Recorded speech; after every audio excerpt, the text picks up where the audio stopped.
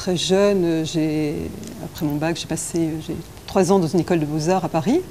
Et j'ai eu la chance de vivre dans plusieurs pays, ce qui m'a permis de faire un travail de récolte pour faire des tableaux un peu authentiques par la suite. Donc à 18 ans, je me retrouve à l'école des Beaux-Arts et la seule chose qui m'a intéressée après, c'est de sortir de ce parcours un peu académique pour pouvoir justement exercer autre chose. Et c'est ce qui est le plus difficile pour moi. Ça m'a pris presque 10 ans. En ayant touché à l'aquarelle, à plein de techniques, ça a été le plus difficile. Et où j'ai réussi justement à exorciser ce parcours, c'est d'avoir donné des cours. Alors le fait de donner des cours à des élèves, j'ai été obligée vraiment de comprendre ma propre démarche, de me connaître tout simplement. Et là, donc ce projet m'a permis, tout en continuant à voyager, à récolter, c'est-à-dire les traditions, les écritures et les choses comme ça, à faire un travail sur les carnets de voyage. Et des carnets de voyage comme on l'entend, alors ça peut être des images, des choses comme ça, mais moi c'est dans l'abstraction, c'est vraiment ce que je ressens, les choses, les rencontres, voilà. Et donc ce travail avec les matériaux des pays, je peux produire donc des pages entières et des très grandes mains, parce que mon carnet de voyage est original, parce qu'il est très grand, donc c'est des pages entières, et de là, mes tableaux sortent de je peux prendre un petit morceau de ce carnet de voyage et d'en faire des séries de tableaux. Je suis boulimique de peinture, d'idées, de choses comme ça, donc l'idée de carnet de voyage, je mets à plat, je peins sans arrêt des pages. Et ça fait 1 an et demi que je suis sur le territoire et mon travail, depuis quelques mois, est tahitien. C'est-à-dire que, honnêtement, j'emploie des mots tahitiens dans mon travail, je travaille avec des matériaux, des terres tahitiennes et je me sens très honnête avec ça, très honnête. Et c'est vrai que, oui, dire des choses, c'est à voir, quoi, c'est à regarder, à sentir, à toucher après.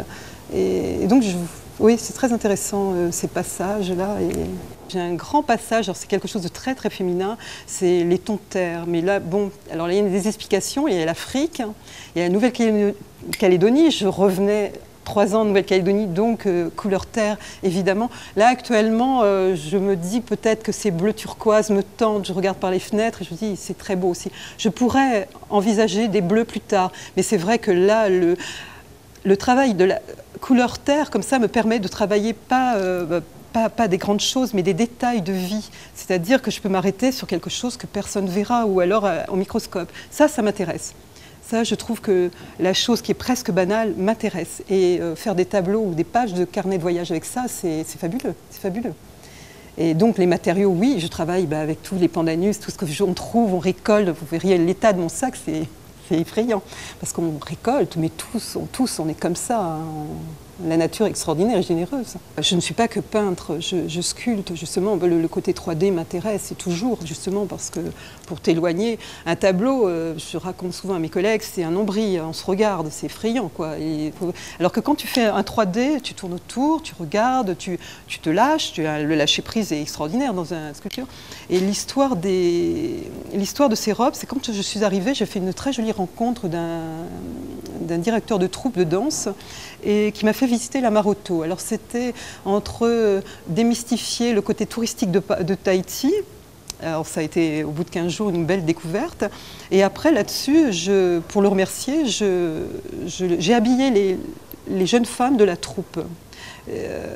Et alors, c'est-à-dire, j'ai peint comme je peins d'habitude des tableaux, et de là, je les ai coupés. On arrive à la sculpture comme ça, et donc on se retrouvait avec des sculptures vivantes, avec de très jolies femmes qui portaient mes peintures qui passaient sur leur corps. Et ça a été une très riche expérience, ça aussi. J'ai beaucoup aimé. Je veux ni me définir comme peintre, ni comme artiste. Alors j'ai un mot qui ne plaît pas toujours, parce que c'est très péjoratif. Je parle bien, péjoratif. Je me situe et quelquefois j'ai vraiment envie de mettre ça sur les bios, de bricoleuse. Donc extrêmement péjoratif pour beaucoup de monde. Parce que arriver à, sans exagérer, ces 30 ans de peinture, je trouve que je suis toujours dans l'expérimentation. J'essaie tout le temps. Et je trouve que ce qui est intéressant, c'est quand j'arrive justement par accident à des choses. Et là, je m'arrête, c'est comme dans une personnalité. Quelquefois, la personne est plus intéressante dans ses défauts que dans ses qualités. Donc voilà, dans ma peinture, en expérimentant, en touchant à tout, mais vraiment touchant à tout, tu as dû voir l'atelier, c'est un nid de trésors, de sacs, de choses comme ça.